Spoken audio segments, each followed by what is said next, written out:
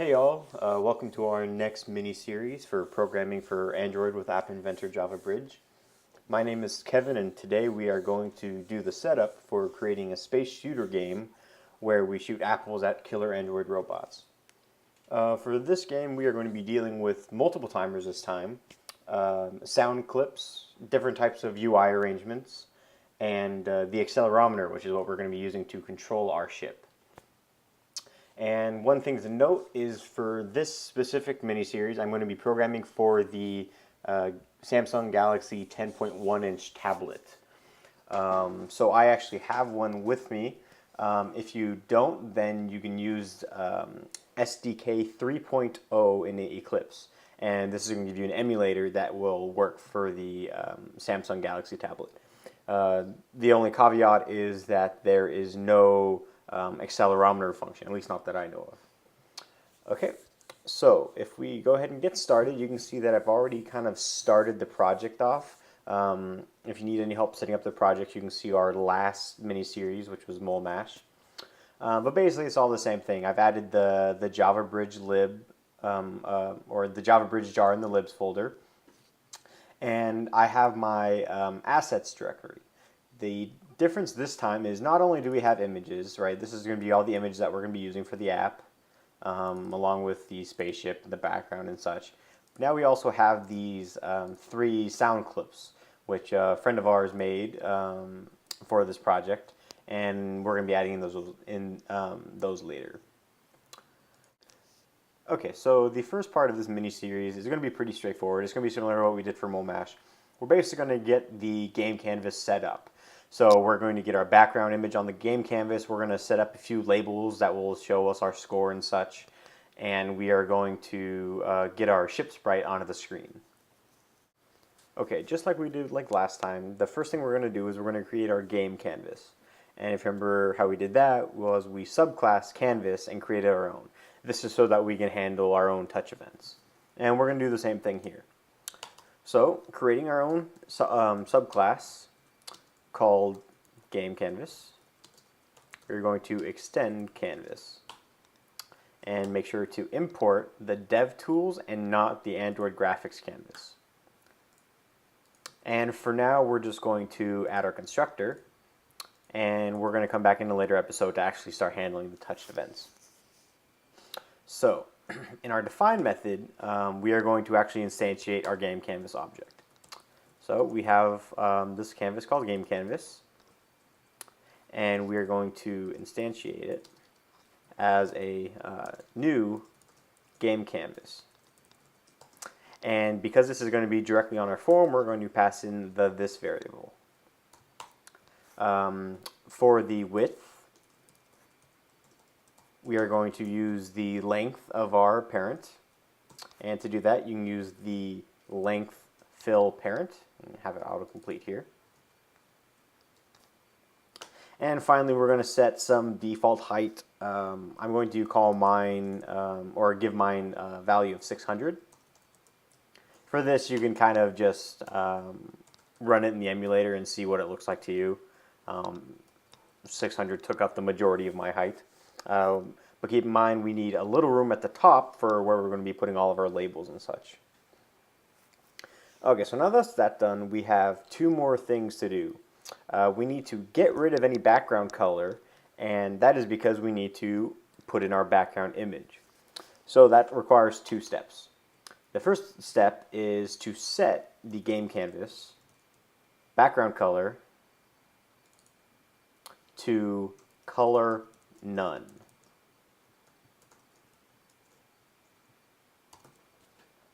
And that's going to make it basically transparent for us. And that is because we want to pass in a background image that, if you look over here, we called it space.png. So I'm just going to say space.png. Okay. And so if we go ahead and run that, we should see a space image as our background for our game canvas.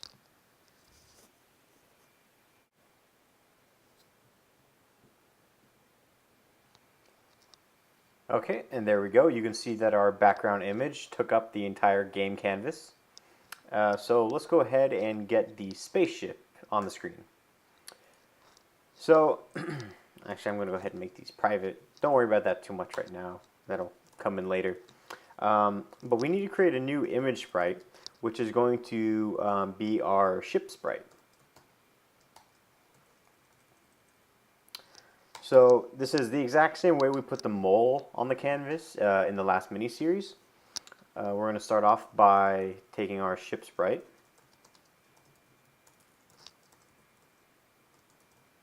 And pass in our game canvas because we want it to stay within those bounds and not the form bounds. And I'm going to enable it to true. The picture we're going to use is the spaceship.png.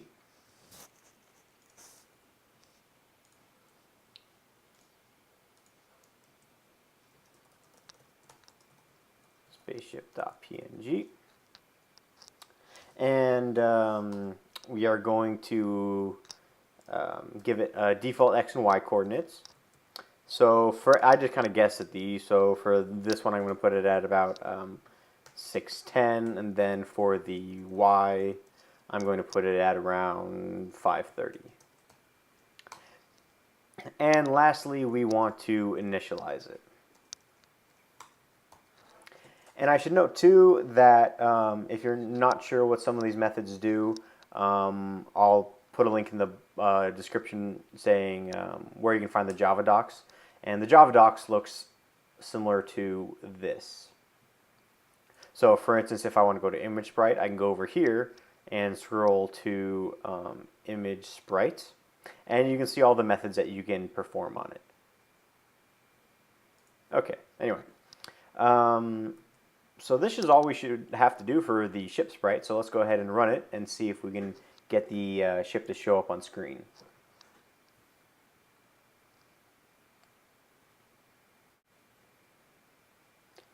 Perfect. We have the ship in the center of the screen.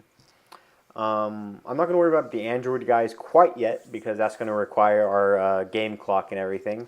But one thing I do want to do is at the very top of our game, I want to put a nice little labeling system that will have things like our current score, maybe if you decide to put a timer on this game, the number of seconds you have left to complete the game, etc. So let's go ahead and do that now. Okay, so for this we're going to need to learn a little bit more about different view arrangements. The default view that we've been using is the vertical arrangement. And basically it means it's going to put, for each thing you put onto the view, it's going to be on top, stacked on top of each other. What we want is we want the labels kind of side by side. So from reading from left to right, I'm probably going to want the score label followed by the countdown for the number of seconds we have left. And so this requires two view arrangements. One's going to be horizontal arrangement, and one is going to be vertical. Now, like I said, the default is already vertical, so that's actually already done for us. But what we need to do is we need to create our horizontal arrangement object. So right at the top here, I'm going to do that. I'm going to create a new horizontal arrangement. And I made sure to input it, or import it, sorry. And I'm just going to call it horizontal arrangement.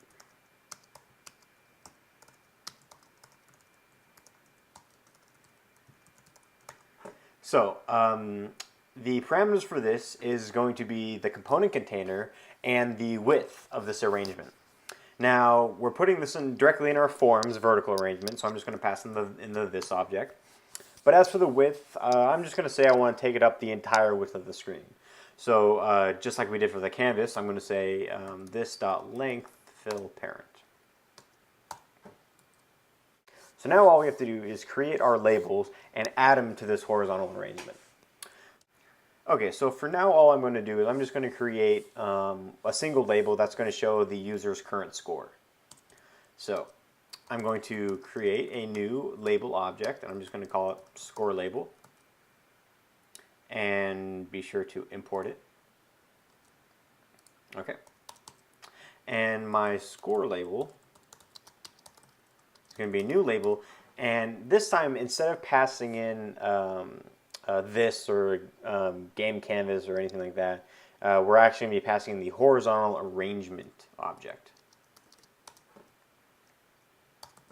And this is because when we add in more labels later, we want them to go horizontally and not vertically. I'm going to give it a default font size of, let's go ahead and just do 14. And then we're going to give it a default text of score 0. Okay, so if we go ahead and run this now, we should see that on the top of our screen we'll have a score label showing 0.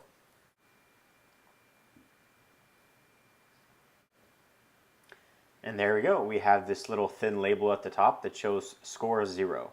And like I said, later on we'll add on a timer and maybe like a high scores thing.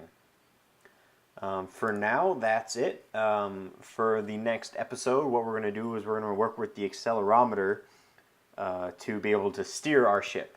And like I said earlier, you won't be able to see this in the emulator, at least not to my knowledge. But I'll plug in my tablet so you can see what the roll is like. Okay, I'll see you in the next episode.